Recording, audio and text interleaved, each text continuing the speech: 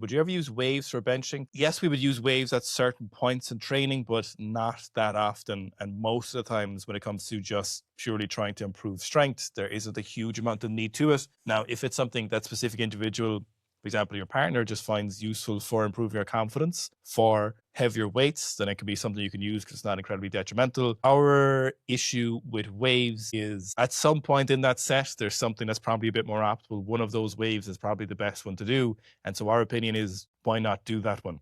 So, if it's your second or third wave, or if you were peaking up and peaking down, there's probably a better point in there where if you're trying to get a lot of volume in that session, there's a certain point in that wave within those weights that you're using that you're better off just doing straight sets of volume in most cases. And then if you're trying to improve for a top set, maybe you're trying to push it, you're better off just getting that top set and doing that top set and then usually letting it go. And you're getting less overall fatigue for that session, but then you're probably getting more productive training. So when it comes to waves for improvement, so if we're talking about going up and back down and then up, back down again, very rarely would we use that. If ever, I don't think any of our programs currently have it in terms of strength lifts, and certainly not in regards to benching. Sometimes we'll prescribe warm-up sets, for example, but typically when people talk about waves, we're going up, down again. So it's just not really something to do in a static sport or in something like the strength lifts when you're trying to get a specific stimulus. There's a percentage there that's probably going to be more productive than the other stimuluses and percentages.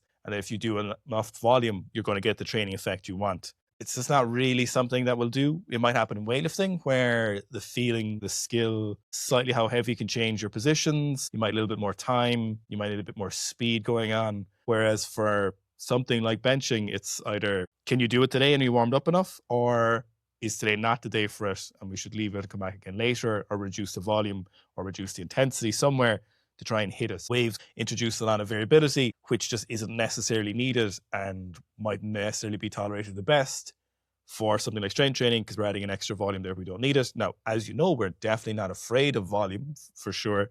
Volume for the sake of volume or wasted volume also isn't something we're a fan of. One thing to touch on here is this idea of building confidence by getting people to touch heavier weights, right? So this is where people ask, can they do a heavy top set? Can they do some waves? Can they build up to a heavy single after they get their working sets done? And the idea here is that through exposure, someone will gain confidence. The problem with that is not the best way to gain confidence, right? So imagine this as in you're learning to ride a horse and you start with a small little pony and then gradually you get to a slightly bigger pony, then you go to a small horse, then you go to a big racehorse, right? The idea of doing waves is basically that you go small pony, small horse, racehorse. And you do that frequently within the same session. Whereas realistically, there's a point across that progression where that person is actually able to do the weights really well, or they're actually able to ride that horse very, very well. And you'd never think of bringing someone through a progression like that just to get them some exposure to the more dangerous or to more difficult activity they're going to do. And it's the exact same with doing waves in training, where you're kind of going from out of the Goldilocks zone into the Goldilocks zone, out of the Goldilocks zone again, right?